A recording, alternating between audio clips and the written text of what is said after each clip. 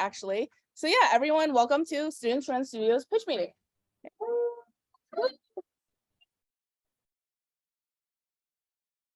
So first off, I'd like to start by reiterating ACM Studio's mission. ACM Studio's mission is to create a community for students interested in any aspect of game development. So there are two things we really like to focus on. The first is community. We really want to bring together a group of individuals who are really passionate about making games, talking about games, and of course, playing games.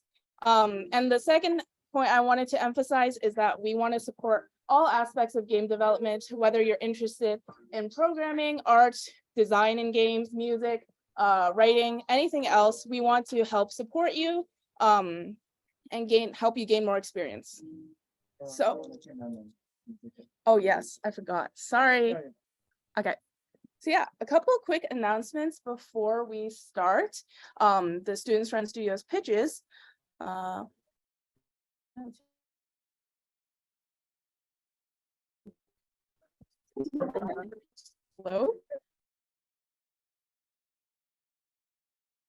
Okay.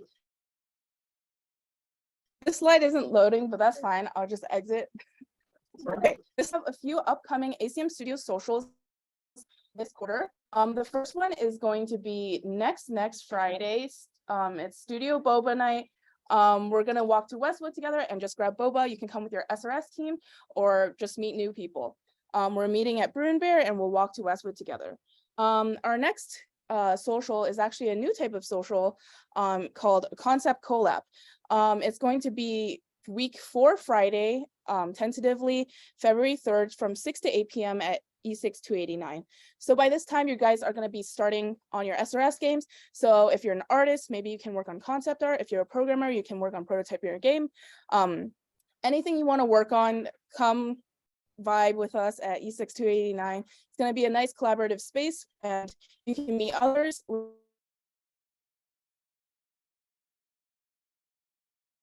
And you can meet others within the studio community. And at the end of the quarter, I believe that's week 8 or 9 Friday, and it's going to be from 6:30 to 8 p.m. So it's just going to be a casual board game night. Again, meet others in the studio community and come chill and vibe with us. Yeah. And okay, it's fine. Next, I would like to introduce Students Run Studios jam sessions. So this year, we're introducing something called jam sessions, in which every Saturday we're going to be opening up a space in E6 289 from 5:30 to 8 p.m. from weeks 2 through 9. And this is just going to be an open space to work in person with others participating in Students Run Studios. So it's not required that you come every week. In fact, you can only show up 2 weeks or none of the weeks if you wanted. But the space will be available every week, and essentially just come meet with your team to work on your game. Or you can take a look at other games, meet other members, and give feedback to each other and collaborate. And last, okay, never mind. Never mind. Sorry about that. Okay, next, I would like to introduce our winter 2023 workshop schedule. So we will be presenting a series of workshops this winter quarter to help catch you up to speed, to help along with your Students Run Studios game development process. So if you're less experienced in certain aspects, come attend these workshops. We're here to help and hopefully help teach something new to you. So they're going to be every Tuesday and Wednesday from 6 to 8 p.m. If you want to take a picture of anything, this is probably the thing you should take a picture of. Yeah, every Tuesday and Wednesday. All the information is listed here. I'll just wait a few seconds.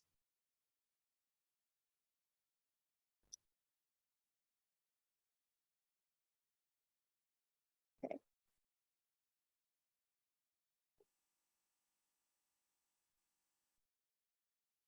Okay.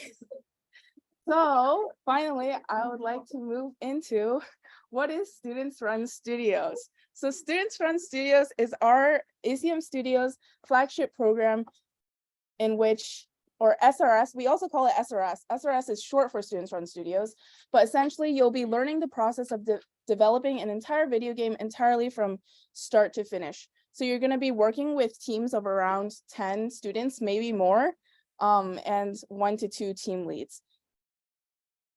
So these are a few of the past works from Students Run Studios 2022. We have games from puzzle games to visual novels, RPGs, rhythm games, pretty much anything. And this is our Students Run Studios reel made by Caleb.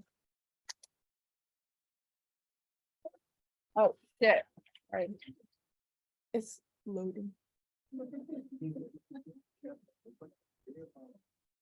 No, it loaded before. Okay, now it's loaded. Yeah, got it. Wait, is it bad quality? No, it's good. Where the hell is he going at time like this? Going to the neuroscience research building. Wait, why does he need to go to NRP? Well, we did hold SRS there last year. Did we forget something there? I might have left some of the extra postcards there. Okay, well, he needs to hurry up and come back. Yeah, the pitch meeting is about to start.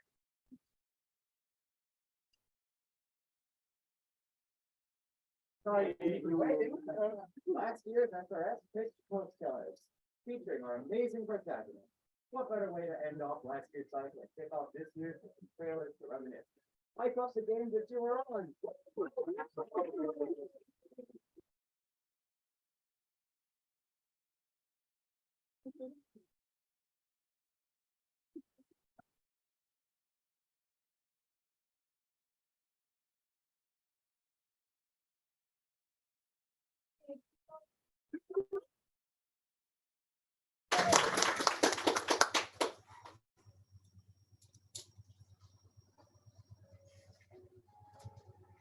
Yeah, do no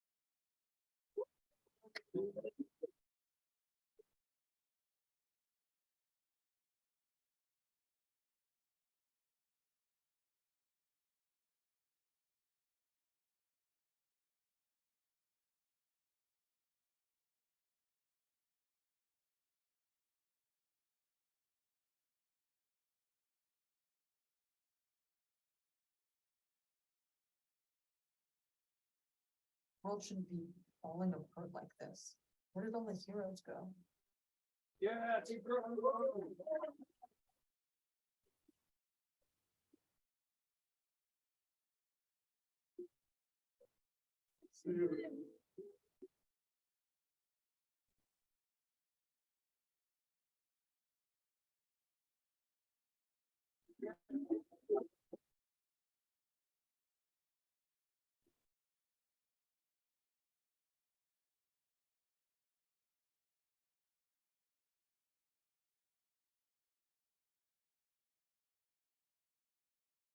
Yeah,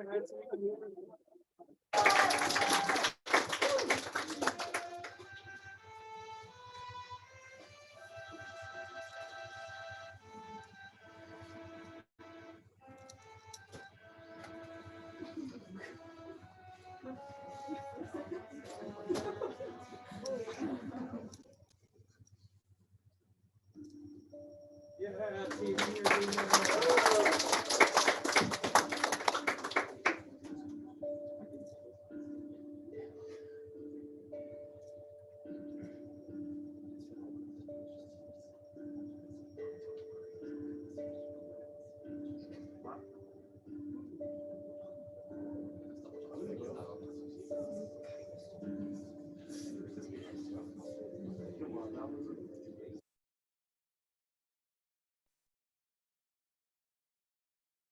Yeah, team wins.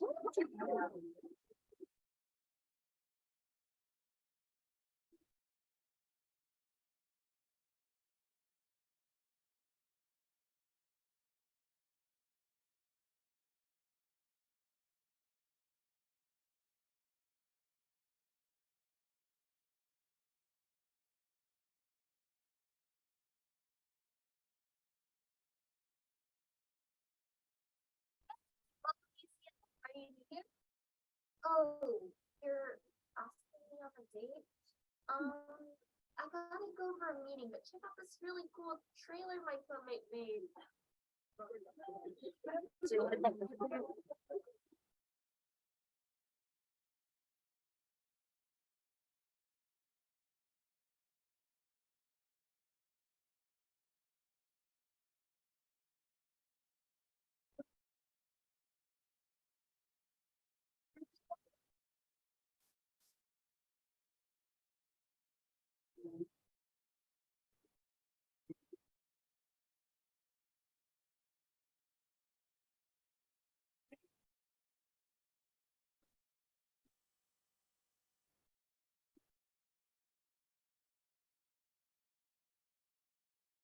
Yeah, that was our lovely Students Run Studios reel from 2022 last year. So these games were like a good idea of the games you could be making this year.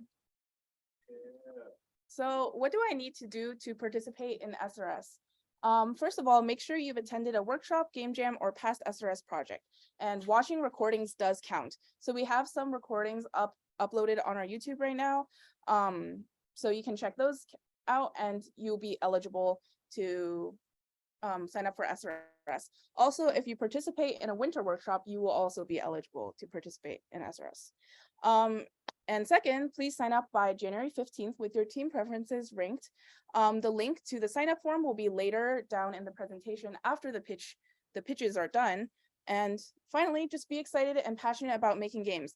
You don't need a ton of experience to join Students Run Studios. A lot of us came into studio with not a lot of game development experience, if any. So we are very welcoming of beginners, and we really want to lower the barrier of entry into game development. So the 15th is this Saturday, Sunday, guys. Yes, it is this Sunday, so please don't procrastinate doing it. Otherwise, you will miss the deadline. And finally, I would like to announce Students Run Studios kickoff. So Students Run Studios kickoff is going to take place next week, Tuesday, January 17th from 6 to 8 p.m. And it's going to be at Bolter Hall 4760. This is basically an event for you to come out and meet your SRS team for the first time.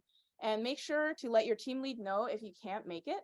But yeah, basically, this is going to be the time to meet your SRS team.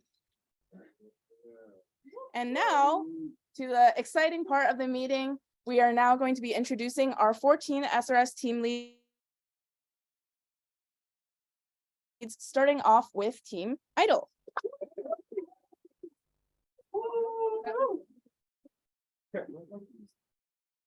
Or you can control it. I know.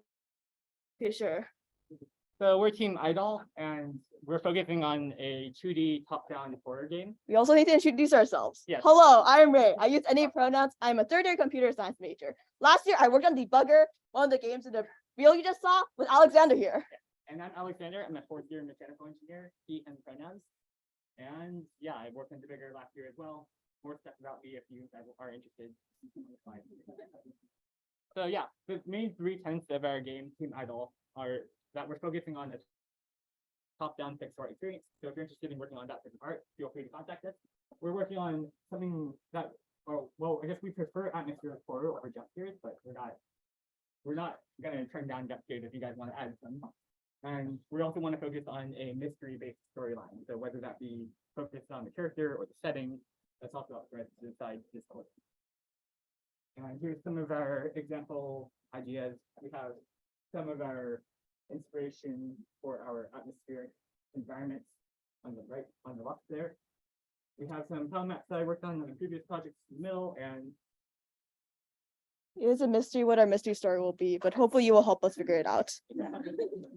so here's a basic pitch slide. We have a scene over here, and if you notice, we have the blue eye effect. The main idea that I have for this game is that you can switch out your eye, and your eye allows you to see different things in the scene. So over here we see a rabbit. It's a rabbit with a doll something. And if you switch to your red eye, you can see the blood stains that come out from whatever happened in this scenario. But if you switch to the red eye, for instance, something may disappear, or you may not be able to focus on other things that would be important to know. Here's an example sketch of our character, one-eyed character, and yeah. Okay, so we are inspired by RPG Maker horror games, and it would be too mean for us to make you Google it, so we will define it in a block of text on this slide. The TLDR is that the RPG Maker engine provides an interface for people to make RPG Maker games.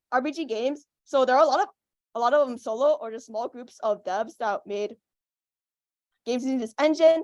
And because they all use the same engine, they have a lot of shared mechanics and assets. But even so, there are a lot of games that kind of are able to like stand out because the devs are very creative with their art and storyline and just like atmosphere and other stuff. So we were inspired by that, and we want to make a game that's like similar to an RPG Maker horror game, but hopefully Unity will enable us to do fancier things, and also hopefully we will not lose out on creativity despite not having as many limitations. And here are some of our inspiration games. Some of these are RPG Maker horror games, though some of these are just other like games we liked different elements of, like maybe like we liked atmospheric horror and Stories Untold, or we just like the shadow monsters and Don't Starve Together. And maybe for Debugger, we thought we could make a better game this time. But yeah. Please join Team Idol if you're interested in making a top-down 2D pixel game focused on story, atmospheric horror, and investigation. All roles are very much needed and welcome. And if you're interested, please come and join us. Also, we also have the additional text. Alexander and I are not scared by most horror tropes. So it'd be very helpful if you have like a weaker constitution so we can gauge how scary a game is. Or you can just try to figure out how to scare it to us. Both of these will be very much appreciated. Thank you. And hope to see you on our team. Well done, John. Okay.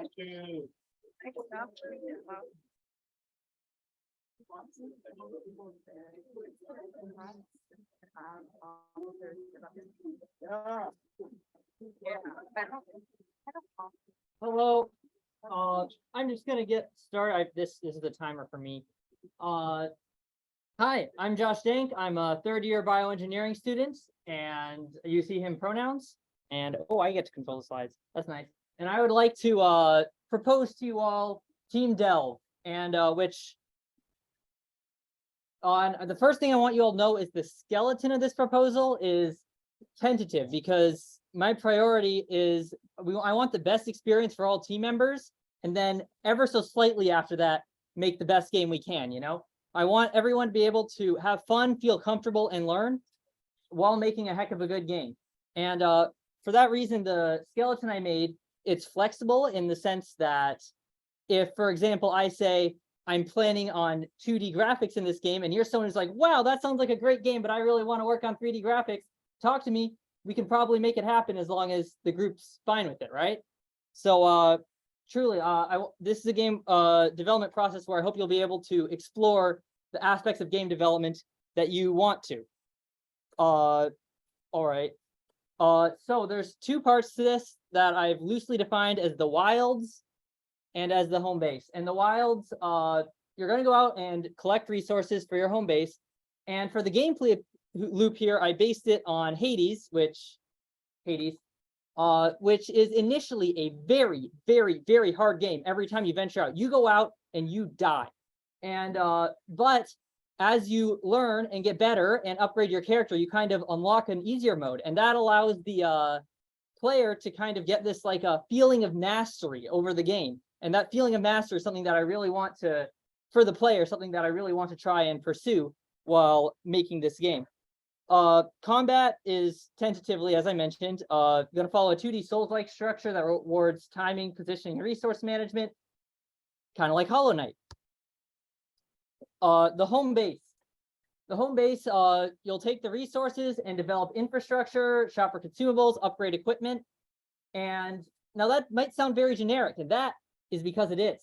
And but the thing there is because once we have like kind of the baseline for this game in place, we can add different features based on what the group wants to build. For example, if you want to add like a relationship builder, like with Stardew, we could do that. If you want to add side, people feel like, nah, who cares about making friends? We want side quests. We can focus on that. We can take this in the direction that the team wants. And then, so why should you join Team Delve? If this genre sounds like Souls-like Cities Builder sounds interesting to you, well then, of course you want to sign up, right? But another major draw is just creative freedom over all the different aspects should be higher because yeah, this skeleton can focus on a lot of different aspects, and you'll get to choose what you focus on and what you want to do in that regard. And the final thing I want to mention is high scalability. First, lower scalability is a very good thing. I think that we're going to be able to get like a bare bones version that fits like the minimum for SRS in place relatively easily. And then after that, we'll have like the freedom to explore and develop the aspects that people in the group want to, while still knowing that if we can't figure something out and have to call it quits here, we'll still have a complete game for SRS, which is nice. And secondly, upward scalability, which is even like we can, you know, build up whatever we want as much as we want, and some or all of us could even potentially work on it afterward, depending on interest and if it's something that is coherent and held together. And of course, the main goal of this group, as I mentioned, is to learn and grow. So if any of that sounds appealing to you, I hope you'll consider Team Delve. And any of you have any questions, such as, can I do this, or this sounds interesting, I'll look forward to talking to you after this meeting. Thank you.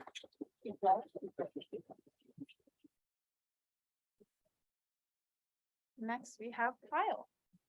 Hello, raise your hand if you got rained on today. All right, my condolences. But yeah, hi, I'm Kyle. I'm a third-year CSC major, pronouns he, him. Yeah, one of my favorite games, Pokemon Mystery Dungeon. That game broke my heart when I was 11 when Primal Dialga Thanos snapped me right in front of my in-game partner. So sad. But yeah, that's why I'm a game dev now. I want to do programming, I want to do narrative, I want to do level design, and I can't really do art, so I just do it as a hobby, and it's kind of garbage, but whatever. And also, all my Nuzlocke Pokemon are dead, but a long time ago, in a copyright infringement far, far away, Team Omo presents On My Own. Yeah. All right, so the setting is essentially you are a robot named Omo, which stands for On My Own, and you are considered an orphan. Now, robots don't really have parents. That's not really how robots work, but this one thinks it's an orphan. So it also can stand for Omo, like the face. Like, do you see Small's face? Like it's like this. It's just like a little thing. But yeah, the robot apocalypse was thwarted recently by the galaxy, which is really bad news for you because you're a robot and no one likes robots now. But you're still going to go out into this universe and try and find your abducted parents. And so it's going to be a 2D platformer style. It's going to look pretty similar to this Angry Birds Space, actually, which look at this like visible dynamic gravity. Like when you enter the ring, it'll like have like gravitational pull. I'm hoping to use that along with skill-based movement abilities to create like a really fun and unique movement, like a really unique 2D platformer, like that doesn't really look or feel like a 2D platformer, but still is. And yeah, you're just going to try and bring Omo closer to their parents. And for combat, like Omo is considered an orphan, right? That also means they're somewhat childlike. And this is really interesting because they just had the robot apocalypse, so everyone's trying to fight them. but they're actually incapable of violence. And so you're gonna have to puzzle and parkour your way to safety. So you're kind of like the prey in this large predatorial universe, which is definitely not inspired by Rain World. That's definitely not my major inspiration. Nope, not copying them at all. But yeah, here's a 5-second hydration break for you guys. Make sure you stay hydrated. I wonder who the imposter is.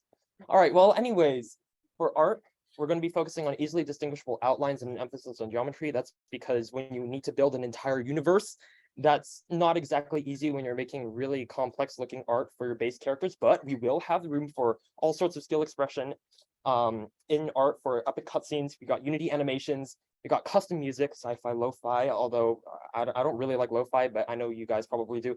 But yeah, if you love world building, you'll probably love galaxy building. And for writing, I'm just looking for like really short and sweet dialogue. I'll be helping out on this too. But yeah, you guys can create the entire plot. You can show why Omo lost their parents, who abducted them, who's the bad guy, probably like some giant mech, I don't know. But yeah, you have like all sorts of creativity available between here and the art. And here's some of my concept art for the main character, Omo. I hope it's like somewhat cute. This is what I'm going for. But yeah, we got like a little parrot, penguin, pigeon, kiwi bird looking thing in the top left, and it can like slide around. That's the unique movement capability. Unique movement capability for the top right mouse looking thing. That's definitely not Overwatch Hammond.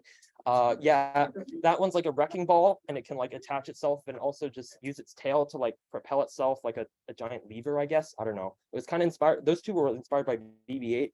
Bottom two are like kind of my own. So the bottom left is like a mech, jetpacks, because jetpacks, woo!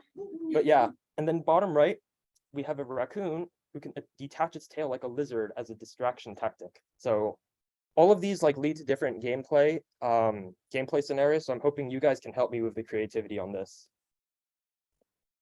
And yeah, here's an example scene. Oh, it's unfortunately very dark, but it does kind of give you that atmospheric feel of like you're in space, right? I'm hoping like my 2D platformer will make a player feel like, one, I'm not on Earth, and two, this is not any 2D platform I've ever played before.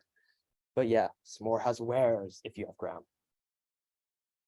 But yeah, just I hope you guys are really no, my puns kill even me. But yeah, if you're suffering from FOMO, don't worry. I can't do this on my own.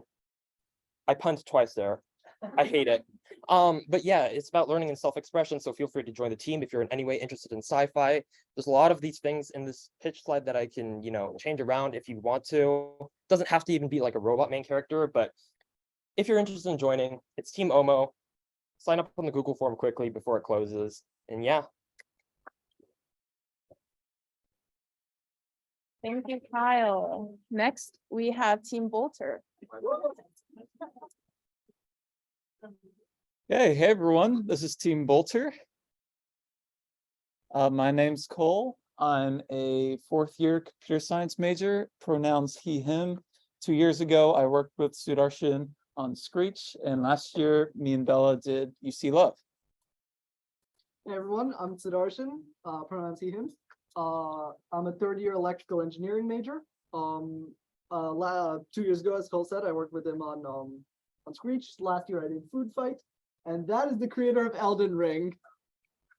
That's so cool. He also saw the Bill Clinton thing live at the Game Awards. Jump scare incoming. Oh my god! Got out of reduced strikes mode. Oh god. So this is a horror game about Bolter Hall.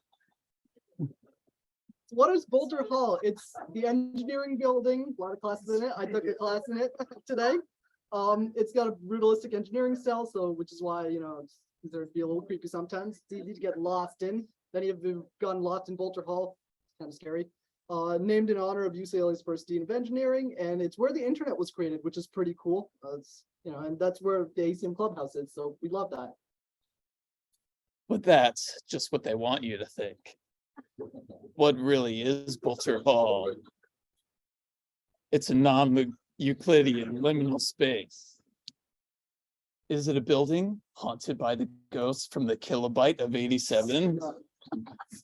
Is it a front for the CIA operation in the secret basement floor known as Project Applebee's, meant for turning the Victoria Crown Pigeon into a bioweapon? Or is it a place that inspired an indie horror game with competent writers? Need competent writers. So Bolter landmarks you can see over there, that's a spooky second floor hallway. Even spookier when the lights are off and you walk down the hallway and all the lights turn on, but we can get footage of that. Yeah. There's a lot of different places. If you've heard of the Bolter tunnels, basically secret underground tunnels that connect Bolter Hall to different buildings in UCLA, and all doors are locked off except in that GIF you see there, if you turn left, there's actually like a no trespassing door, which has a huge sign, leads to the Bolter tunnels. It's locked, very mysterious. Could be in the game. Big lecture hall, secret basements, all sorts of stuff in Bolter Hall. Lots of space to explore in a horror game. Here's some of the important points about our game. We're aiming for a first person type of game, and the art style we're thinking of is like a low poly PS1 style. This is the demo we've cooked up so far, where it has like a PS1 post-processing thing. And the reason we're doing that is because it might be a good way for aspiring 3D artists to get into 3D modeling because of the low poly counts on everything. Or if you just like the vibes that it gives off, then we are looking for 3D artists, and we're definitely looking for 2D texture artists as well. Another thing is the Silent Hill 2 map system. If you know Silent Hill 2, you know the map system's really cool, how it marks off entrances that work and don't work. Another thing is non-Euclidean spaces, which we'll show on the next slide. And a meta thing we want to try this year is having Discord bots keep track of everything, like Trello and the GitHub stuff, all on the Discord server, just to keep it all Trying to be very confined there. organized. Last year, maybe not so organized. We're trying to get it right. We'll this see time. how it works. If it doesn't work, we'll just revert. Why not? A little hard to see our gameplay demos, but you know. Okay, so we're looking for writers because we want to kind of get deep into the lore of Bolter Hall, kind of scour the internet and figure out what you can, you know, make dark about Bolter Hall. 3D artists, pretty important. 3D game. It should be, since it's like low poly and it's like, you know, a building, it shouldn't be like too hard to do a lot of the 3D art. So we're looking for people who are even maybe just getting into 3D art. Sound designers, very important. It is a horror game, obviously very, very important. Programmers, animators, and people who can spend time in Bolter Hall trying to, you know, get things right, get like, you know, references, really get into it. You can see the gameplay footage here is non-Euclidean spaces. That's kind of cool. Random hallway just opened up. Yeah, so check out our demos. We'll be showing them after this. Thank you, everyone. Next up, Austin and Izzy.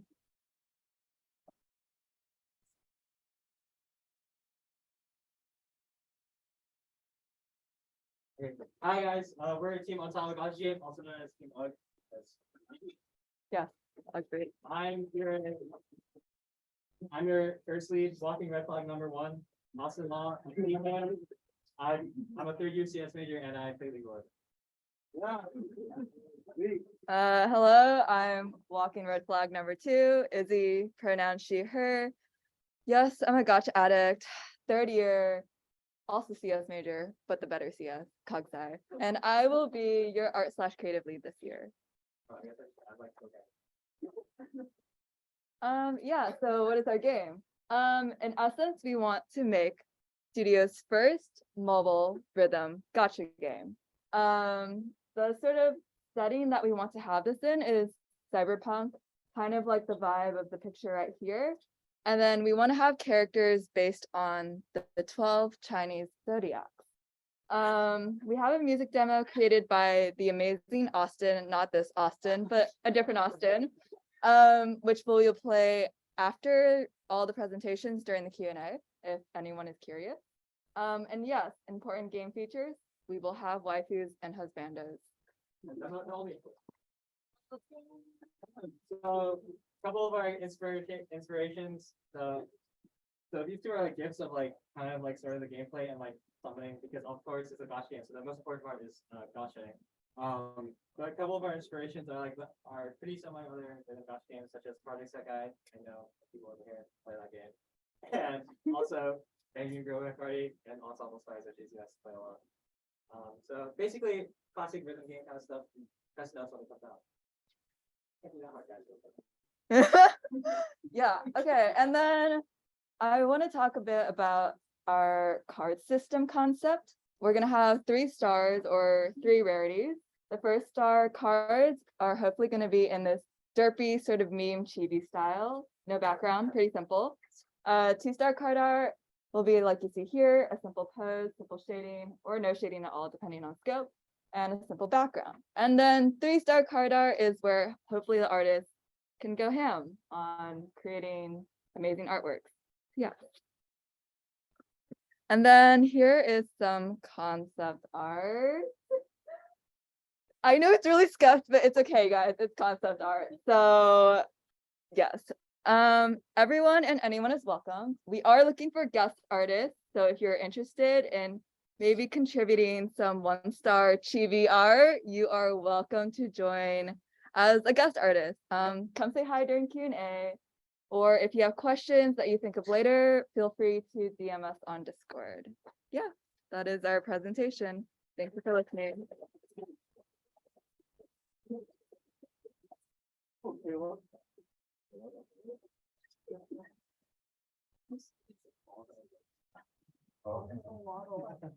All right, so I have a very important question for all of you guys. Who here likes frogs? That's what we like to see. So I'm Caleb. I'm a 3rd-year unapplied CS major, which is to say I'm a pure math major. I'm a big RPG fan. I play too much Minecraft, and I like doing a lot of various things in UI, UX, game design, and writing. Hi everyone, I'm Faustine. I'm a 2nd-year comp sci major, also CS, she, her, hers pronouns. And some of my favorite games include Breath of the Wild and Valorant. And some favorite games, game dev aspects that I work on include art, UI, UX, programming, and game design.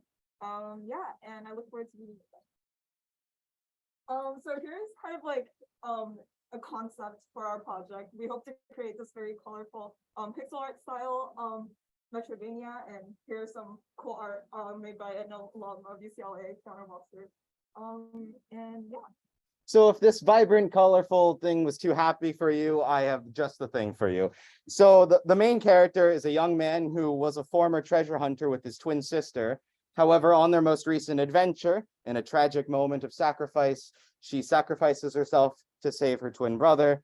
And instead of going home and unable to face, the repercussions and overwhelmed with guilt, he decides to go to his village's frog shrine to try and seek guidance and try and move on. However, while he's there, he wakes up in an unfamiliar place, and now he has to both overcome the guilt and the grief of losing his twin sister and find the will to want to go home and find a way out with the help of frog spirits.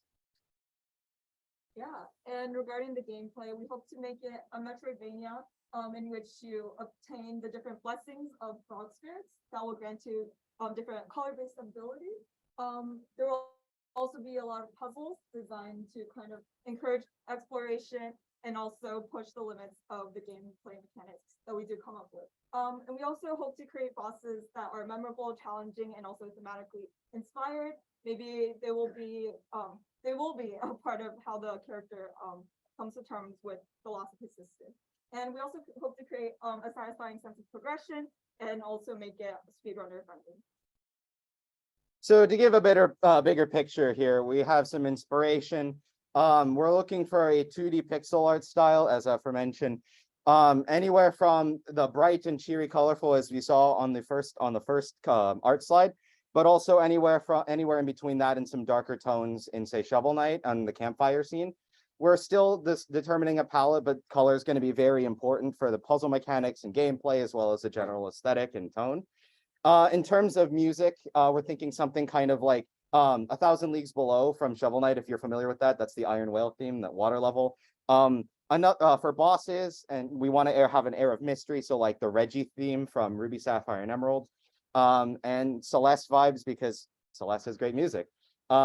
We're airing more on the Metroid side in the Metroidvania, inspired by Super Metroid and Metroid Dread. Combat by kind of like Dead Cells, where it's like simple, but don't want to have too much of an emphasis on combat. Thematically, if you've ever heard of the song Ite, about, overcoming grief and kind of coming to terms of acceptance, that's kind of what we're going for thematically. And then the Korean folktale Chonggeguri is translates to a green frog and is about a frog that is very sad. And so all roles are welcome to join our team, and we really hope to emphasize this is a learning experience.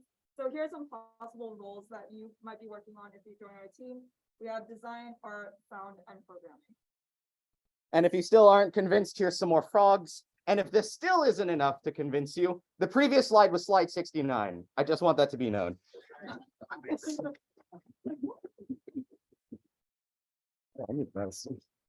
Next, we have Alvin.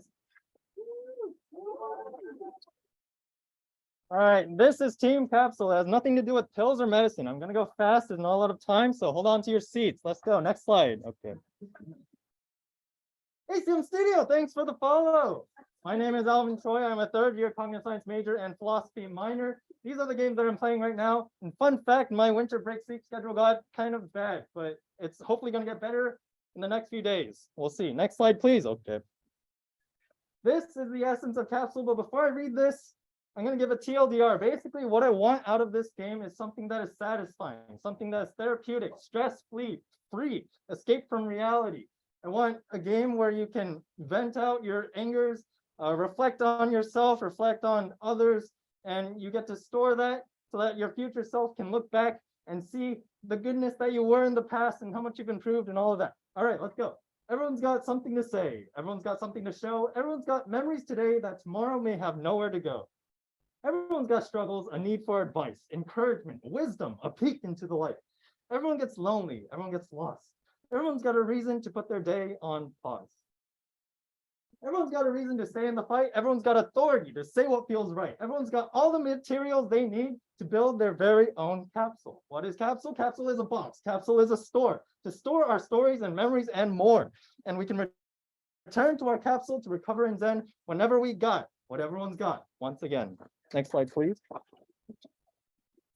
All right, I said Capsule is a box, Capsule is a store. That is right. Capsule is a store, literally, and you are the store manager. It's going to be a life simulator, a slice of life, if you will, for you anime fans.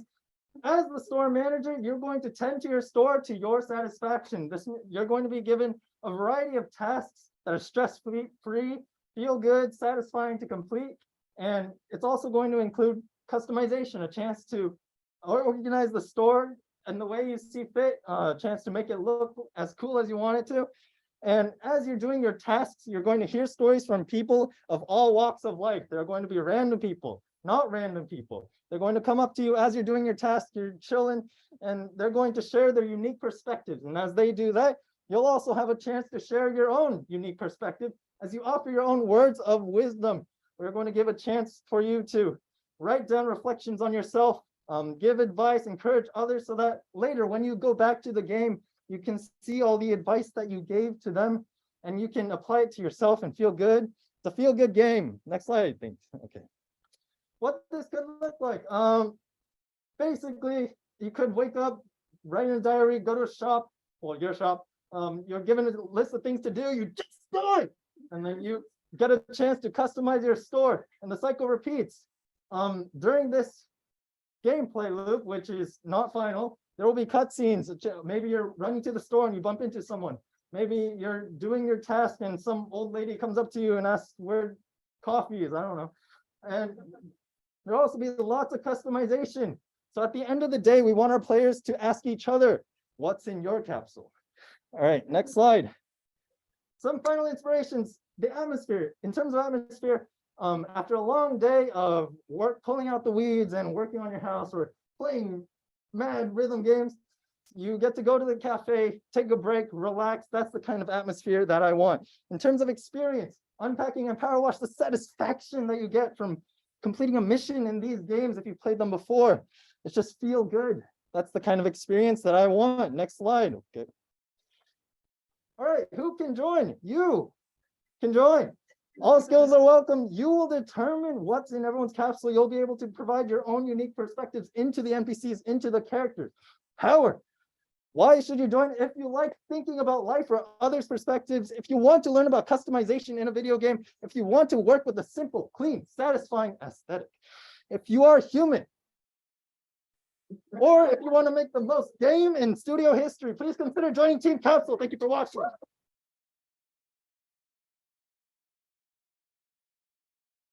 Next, we have Yoon and Kenzie.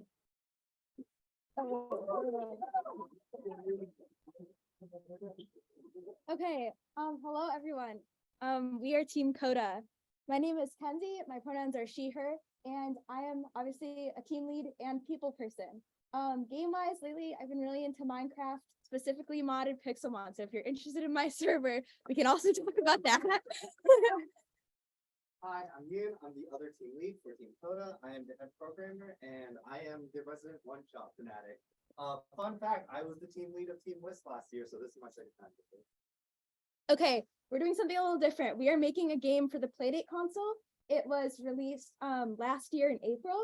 And for those of you who don't know what it is pixelated, black and white. It is not backlit, so think Kindle vibes.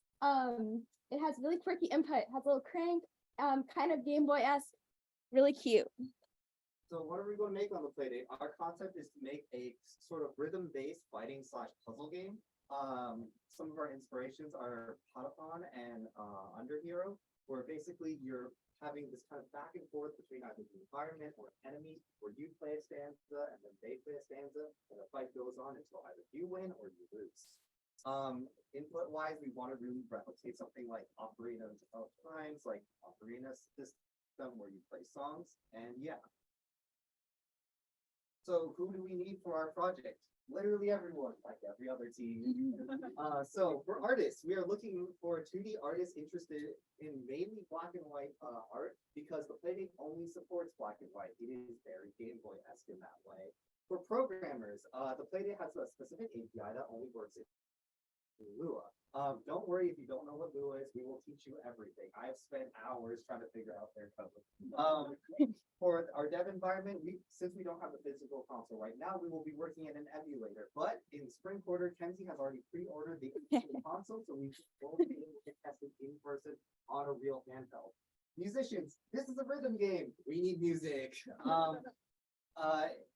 Mainly, we're focusing on dynamic music because of the way this game is structured. Dynamic music is not as hard as you think. It is just breaking it down to like 4 block measures and we're just swapping them out on the fly. And in terms of writers, any writing is welcome. We don't actually have that much story nailed down yet, despite everything else. So if you have an idea, just pitch it to us and we are happy to incorporate whatever you want into our game. Okay, so here's some AI generated concept art. This was not made using DALL-E for those of you who know about that whole thing. But okay, basically the idea is you're playing as a very cute robotic music box and you're wandering giant abandoned caverns, cave systems, abandoned factories, fighting cool bosses. And artists, this is your time to go as simple or crazy as you want. So beginners are welcome, but also if you have some crazy pixel art skills, please join as well. And then this is a little sneak peek. So that's part of the dev environment you'll be working with. This is more basic art that's been made for Playdate, but obviously not ours.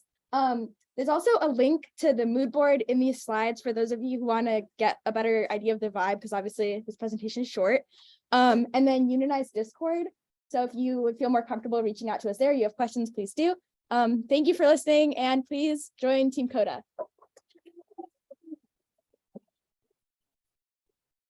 Evan.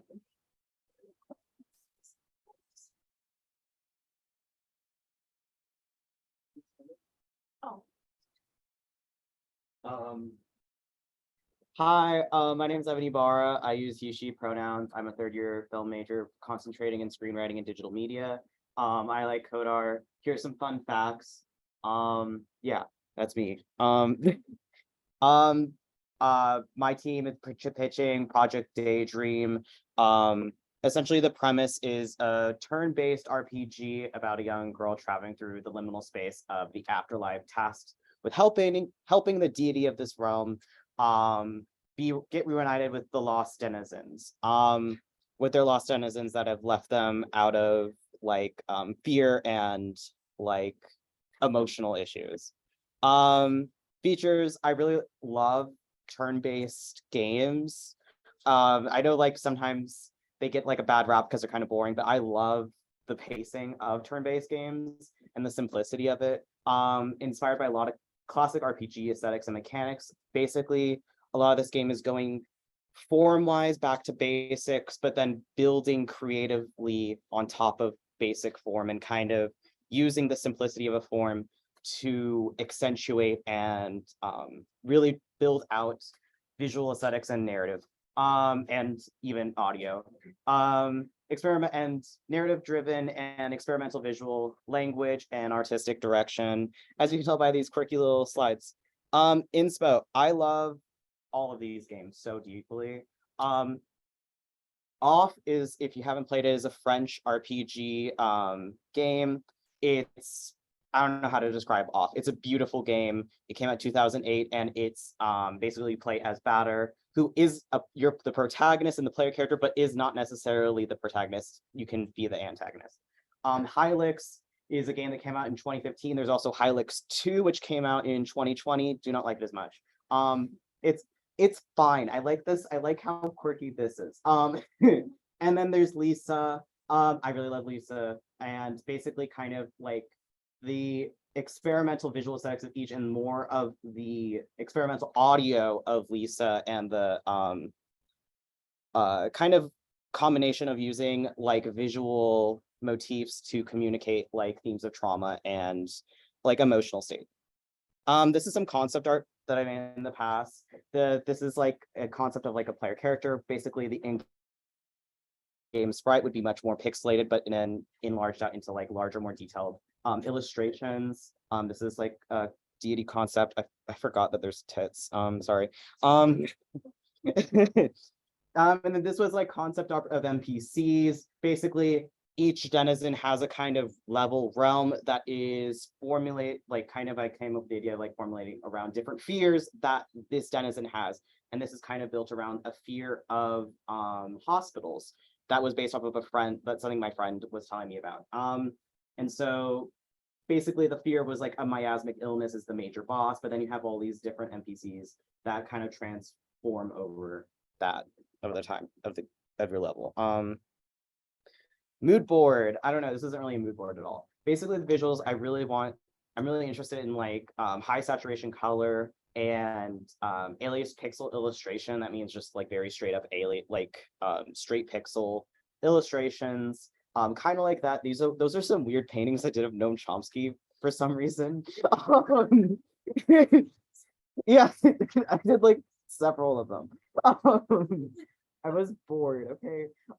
And really, like a lot of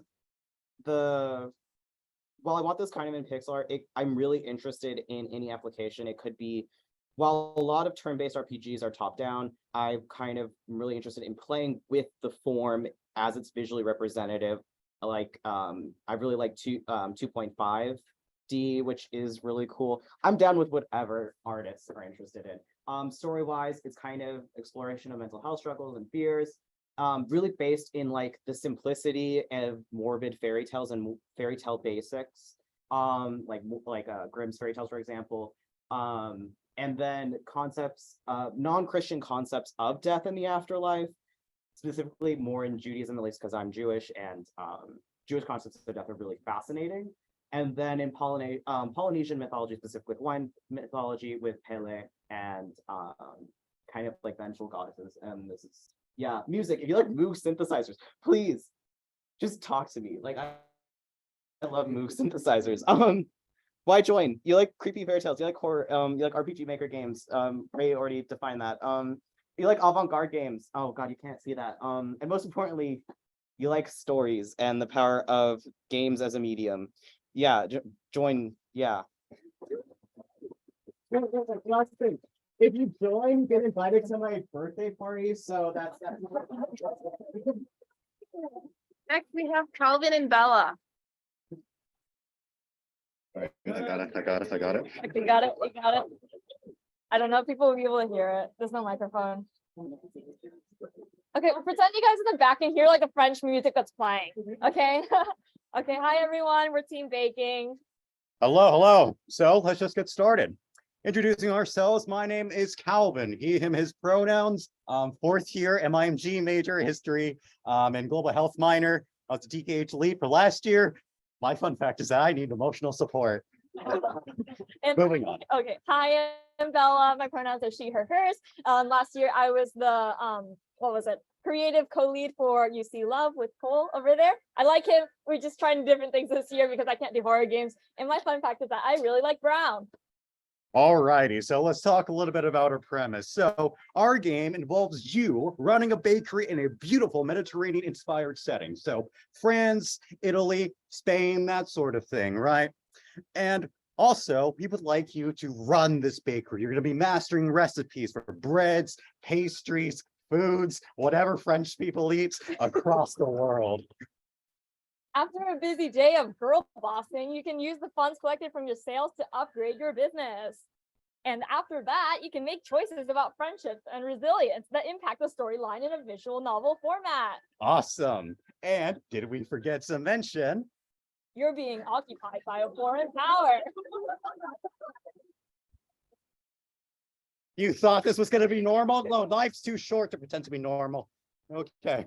So some core gameplay elements that we wanted to feature were a cross between a cooking simulator, a visual novel, and your traditional tycoon/business-oriented game. All right, so in terms of more game inspiration, just to give you guys a better idea of what we're aiming for, Papa's Burgeria. So if anyone's played it, if you haven't, you're uncultured, but in terms of gameplay, you're basically preparing food on a very detailed oriented basis on a very strict time crunch. Look at that guy going the mayo. Second inspiration is Bonnie's Bakery, a little bit more of an indie game, but for anyone who has heard or played of it, it's also very much a food preparation game, which you are working on a time crunch. In terms of narrative, it has a very innocent, fluffy, cute exterior, which I won't spoil it, but it gets a little intense later on. Another game that we wanted to take inspiration from was Papers, Please, where you have to go on a time crunch and review a bunch of papers in a detail-oriented manner.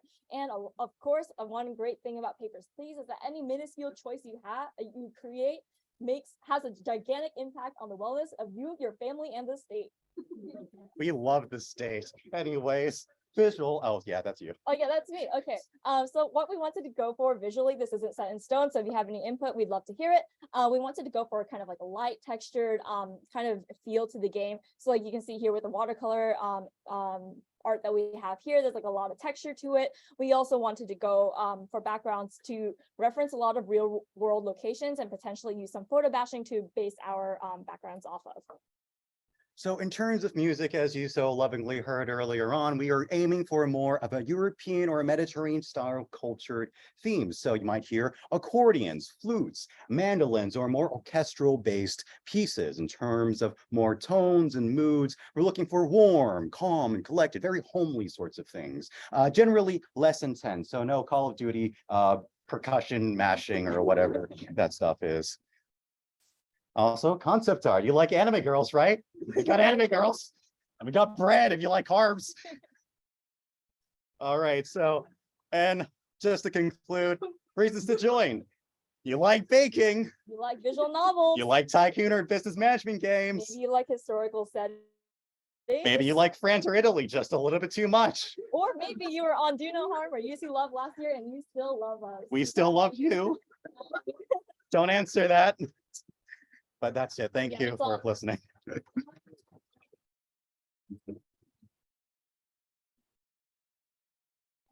Hi, everyone. My name is Taylor Vakovic. I'm a solo lead. I'm a second-year transfer in cognitive science. Yes, it is the best CS. I go by she, they pronouns. Favorite games, Pokemon, Omori, that affected my whole life. Pokemon Kingdom, because I got sucked into the void of gacha games. Breath of the Wild, because atmosphere is amazing. Deltarune, of course. Favorite game dev aspects. I love programming, I love art, I love storytelling. That's a lot. So that's why I was like, let's throw myself into this. Fun facts, I love guinea pigs. I've owned 5. Already made 4 games in ACM game jams, and I'm a plushie enjoyer. I have like 20 on my bed. Here is my process. It's Telling Time, an RPG narrative-based horror game. Basically, the idea is you're going to play as a lost girl trapped in a strange world of time, and your goal is to get home by any means possible, even if it means disassembling your allies. The gameplay / mood is going to be kind of a time-themed game mechanic. We can figure that out together. Lore-based and flavorful horror in tandem with an impactful narrative. It's going to be 2D RPG, like from right to left to progress through the game. Point/click to move around your character as well as solve various kinds of puzzles. We'll come up with the puzzles. It's gonna be fun. And then an antagonist with the power over the player, movements and like movement of direction. Some points to develop with the team.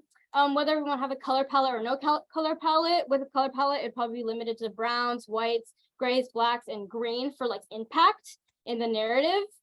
How we want to portray it, it can be a mixture of overt horror, like scenic things that we specifically draw, or like a psychological story base, or just a blend of both. I think that could be great. And also the dedication to setting up a sinister and ominous atmosphere to keep our players like on edge, on their toes. Some game inspiration I found was Fannibro and Sally Face. I watched these back, like, I don't know, when I was going through my horror game phase. I was obsessed with that. Deep lore and interesting narrative, Five Nights at Freddy's. If you ever watched the 5-hour-long videos of Five Nights at Freddy's deep lore. And Amori, this has affected my life so much. I love Amori. It's a great psychological horror game. Definitely play it. And then two more, Portal 1 and Portal 2, which has like a helpful / guiding antagonist if you've ever played Portal. And then ominous and sinister atmosphere. I think Little Misfortune portrays that very well. Meet the concepts. Time, tick, tick, and ticker. Just the size, I was just thinking about the concept for the protagonist compared to Time. He's basically the main antagonist. Seems like a friend, but eventually becomes a foe. Your allies. They don't have to be final, by the way, because I obviously want everyone on my team. Programmers, creatives, writers. I just want all of you guys, one big happy family. And then anti-grandfather clock, which we can brainstorm together. That's basically it. I'm excited to have you guys. It's basically, we can come up with a story together. I love brainstorming and creating things, so I'm happy to take any direction, but that's kind of like the bare bones of Skeleton. All right, bye guys.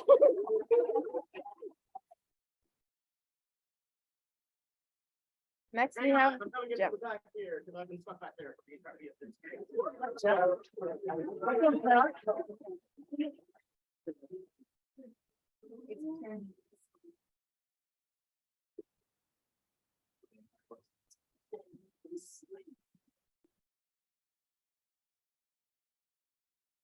Hey guys, I'm Jeff, as it says here on this name tag that I'm about to put in my chest, but can't get unstuck, but whatever. Anyway, I am a second-year political science and philosophy major, and probably shouldn't read those fun facts because they're kind of weird. Anyway, so before I get into showing you guys exactly what I want to do for my game, I'm gonna make the setting a bit. So the Kingdom of Westlewood is a thriving nation. It serves as the world center for trade, commerce, and it's a hub where all races and all cultures can be found. But ever since the Scourge appeared, the kingdom has been plagued by monsters and all the like. The people's hope rests in a savior courageous enough to take on the Scourge, driven enough to see it through, and adventurous enough to overshadow any and all doubts that may fall in their path. But who could that be? And in whom do those traits reside? Well, it for sure as hell isn't you. Too many games have we been playing in which we play as the hero, this savior of the world, this, this person who frees all the people, and this person who rescues some member of the ruling class. In all of those cases, we have these, we play too many of these games, but we don't get enough games that are focused on like the real people who carry the society, the real people who shoulder the burdens of all of these roles. And that's why you, my friends, you should join Team Shopkeeper.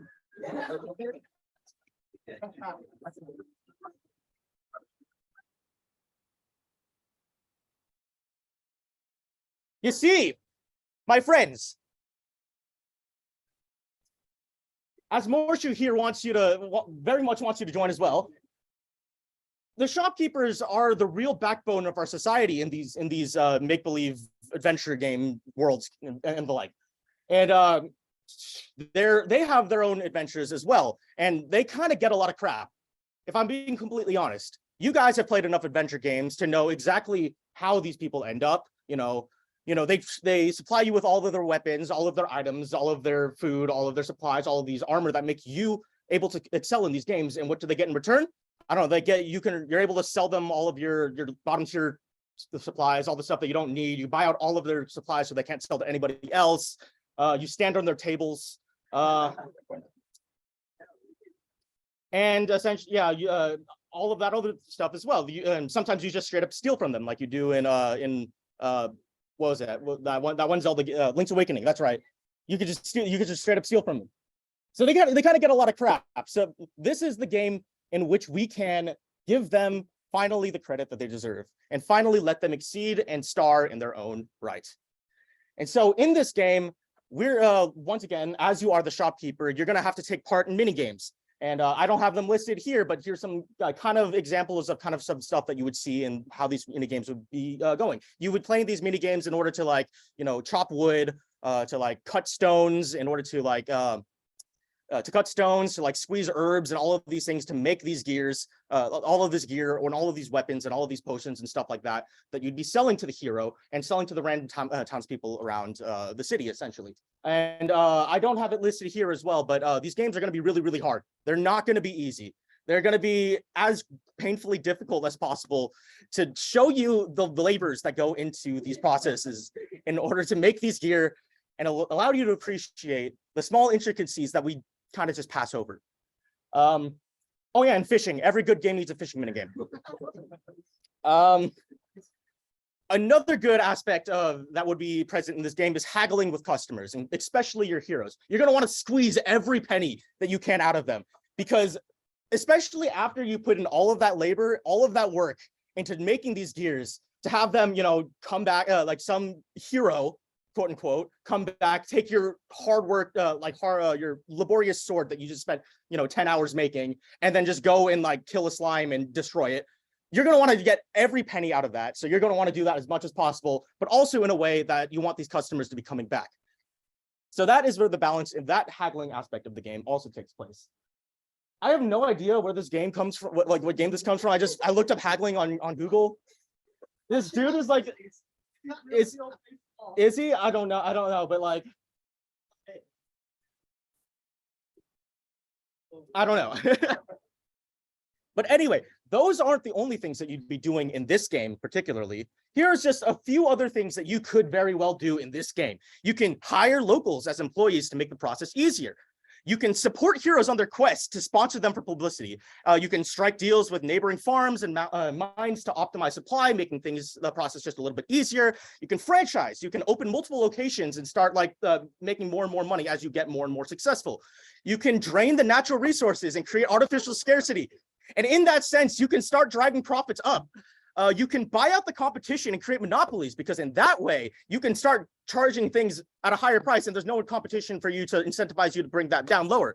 And you can exploit your employees to maximize capital profits, because we're not only squeezing every penny out of the people who we're selling to, we're also exploiting the people who are working for us, because we have been we've been spending our entire lives working and being exploited by these heroes. So it's our turn to exploit some people. So that's what we're doing. And lastly, we're going to lobby the parliament to pass some laws that benefit our business specifically. Because, to be completely honest, we're sponsoring these heroes that are saving them from whatever. So they kind of owe it to us. And that is just a few of the things that you can do in Team Shopkeeper and more.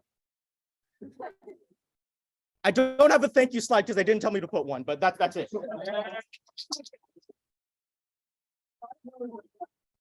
Next we have Ming and Henry.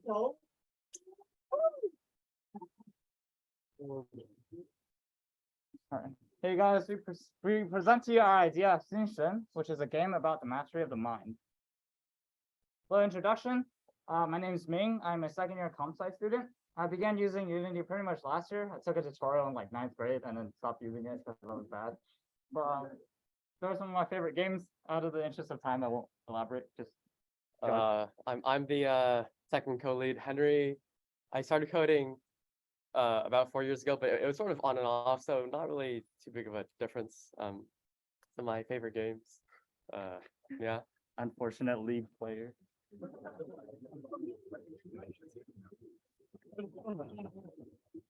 Anyways, I hate myself too, alright? Okay, so the idea of our game, we wanted to make a 3D fighter / Souls-like game, where basically you start off being a very weak character and kind of disoriented, and over the game, you gain control of your mind and unlock certain fighting stances. And you can use these fighting stances over time to gain more power and upgrade them to gain more abilities. And this is just all of the ideas we have for now. We have some more drafted in our minds, and we're also open to discussion with all of our team members. So in terms of the art inspiration, we have some screenshots from Breath of the Wild, Genshin, Risk of Rain, and we're also going to go for sort of a building style like the one on the right. But yeah, basically some sort of cartoony style would be good. And in terms of gameplay, we took inspiration from two primary genres, well, two primary game series. One is the Dark Souls series. We have Dark Souls up there, Sekiro down here. This is not from the Souls series, this is Neo, but it's a Souls-like as well. And up top right is Devil May Cry 5.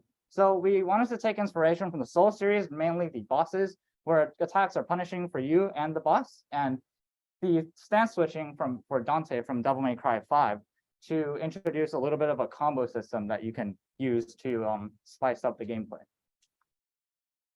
Now, so to explain the name, right? So Xin in Mandarin represents the heart. Shen, among many things, represents the soul. So Xin Shen refers to the mind as a whole. Kind of the idea of the game is that if you picture yourself kind of overcoming your struggles, whether it be a really hard test, whether it be some kind of failure, getting rejected in internships, not talking about myself, or fighting through fatigue. How do you visualize such mental struggles, right? So this is our idea is basically you bring these struggles out in a very action-heavy and kind of fun way. And each of the stances represent your mental states. So the 4 states that we have right now is discord, determination, frustration, and flow. Okay, so we aren't going to spend too much time on these. Basically, this is the starting state. So this is when you're super weak and you're like depressed. And is how you start the game. Over time, you will unlock the other 3 stances. So one of them will be determination. This is sort of like the fighter one where you're super sort of focused on like punching people and stuff. And so your sort of attack patterns and fighting system will be more oriented around that. The next one we have frustration. This is like the angry one. So like you don't even care. You just want to like punch people in the face. Yeah, and then the flow state is sort of like you're super calm. All of your attacks are super precise. But if you like get hit, then you get like knocked out of the state. So you have to be super careful. And so something that we've noticed for SRS is that like a lot of times games have pretty ambitious goals, but it's just hard for everyone to be able to do that in 20 weeks. So we have spent many hours planning out ways to make development faster. So one of them is this web-based motion capture tool. And basically what it does is you give it a video and it can convert it into a 3D animation. So that rolling thing is one of our tests. We just like rolled and then we put it in there and then you do some smoothing, but that's what it looks like. We also have a state machine for script management. The idea with that is people don't like looking at other people's code and trying to know how it works. So this way, you only look at your own code, and it like all works fine. So in the interest of time, if you want to check this out, please visit our booths. Amongst those 2 things that we just mentioned, we have some bonus features / stretch goals that we the 2 of us have some experience in, and if the team wants to pursue, we can try to pursue them, which are having a high definition atmosphere kind of, or doing some multiplayer, or possibly using reinforcement learning to make enemy AI. So yeah, thank you.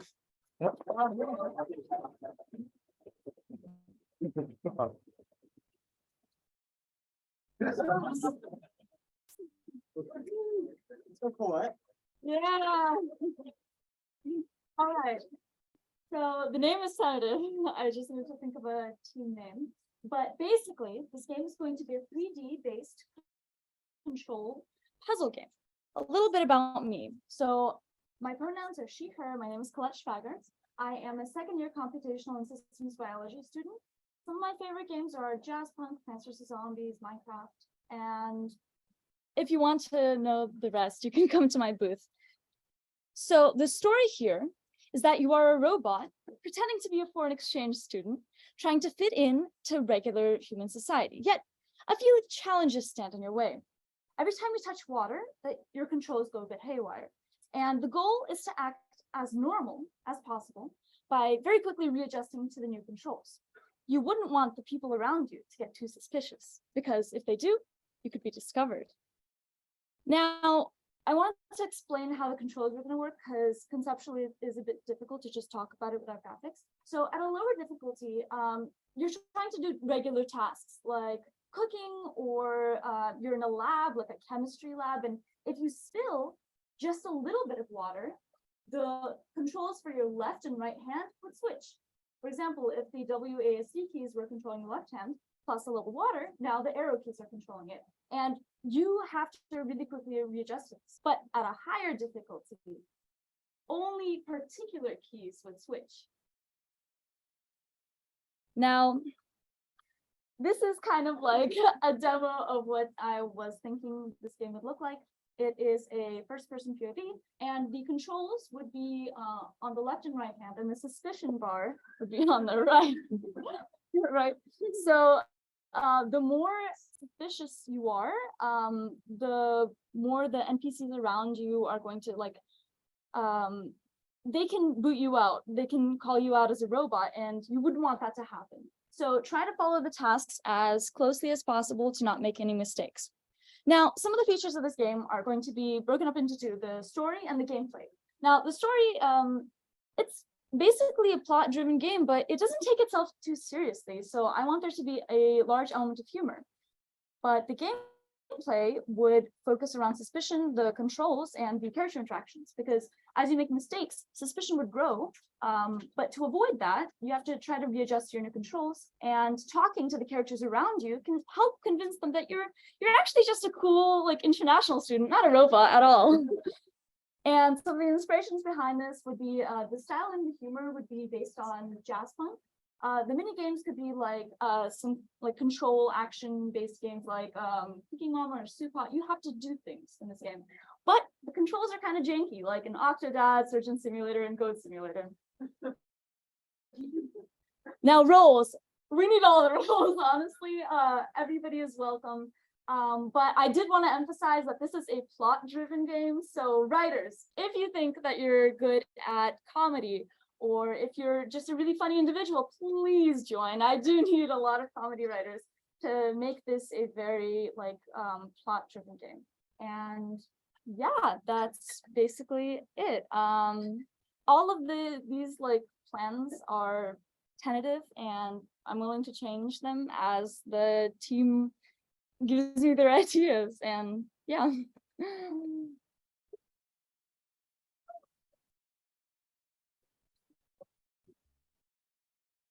Okay, yeah, that concludes our 14 game pitches.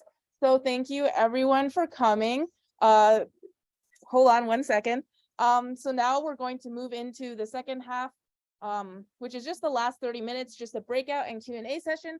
So all the team leads that just presented should be wearing 2 name tags. They're both pink, they're like pretty small, but that's how you can identify them. So feel free to approach them and ask questions and hear more about their games. And lastly, this is the QR code that you should probably be scanning. This QR code contains the link to our Discord if you haven't already. This is very important. Please join our Discord because that's where all of our announcements are going to be. Optionally follow us on Instagram. But yeah, the link to the slides is there, as well as the link to the sign up form, and which is due by Sunday night. So yeah, thank you everyone for coming.